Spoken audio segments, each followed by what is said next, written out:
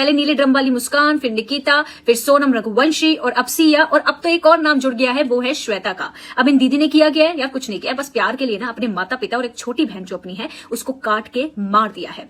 दरअसल मामला बेंगलुरु का है, जहां पर ये श्वेता एक बीटेक स्टूडेंट थी और ये किनैत से, जो खुद भी बीटेक कर रहा था, किनैत नाम के शख्स से प्यार कर बैठती हैं। अब नाम से पता चल रहा है कि दोनों के धर्म अलग थे और यही वजह थी कि श्वेता के माता पिता को यह रिश्ता बिल्कुल भी मंजूर नहीं था और वो शादी भी नहीं कराना चाहते थे। लेकिन श्वेता किनैत के साथ लिविंग रिलेशनशिप में रहने लगी। मामला यहां तक शांत था, लेकिन हुआ ये कि जो श्वेता है उसने इतनी शातिर चाल चली कि उसने एक ऐसा डॉक्यूमेंट बनाया, अपने पिताजी से साइन करवाया और 30 लाख अपने पिताजी के नाम से 30 लाख का लोन लिया।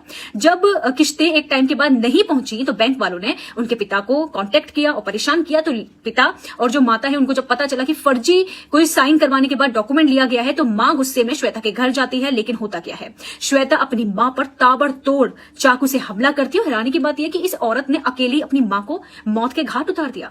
जब बहुत टाइम हो गया, मां घर पे लौटी नहीं, तो अगले दिन जो पिता है श्वेता के और वो उसकी छोटी बहन के साथ दोनों श्वेता के घर पे गए। वहां पे किनैत भी मौजूद था, दोनों में कहा सुनी हुई, और उसके बाद चाकू से श्वेता ने इन पे भी यानी अपने बाप पे हमला किया और अपनी छोटी बहन पे भी हमला किया।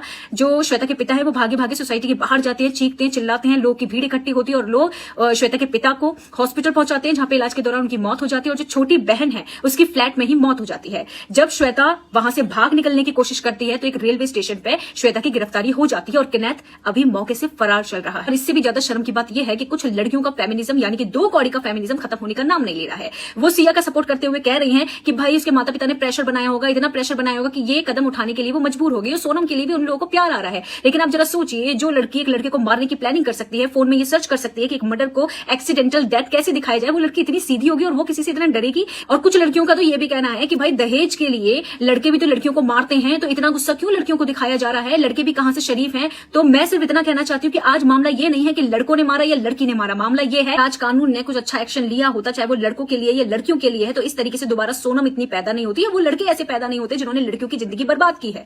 बात आज लड़के और लड़की का नहीं है, सवाल सिर्फ इतना है और बहुत सटीक है कि आखिरकार एक के बाद एक घटना इतनी आसानी से क्यों बढ़ रही है। बढ़ सिर्फ और सिर्फ इसलिए रही है क्योंकि हमारा कानून ऐसा कमजोर है कि वो किसी की भी जिंदगी, चाहे लड़की बर्बाद करे या लड़का बर्बाद करे, इतनी गहरी और सटीक सजा देता ही नहीं है कि किसी के मन में डर हो और वो ऐसी घटना करने से पहले 10 बार सोचे।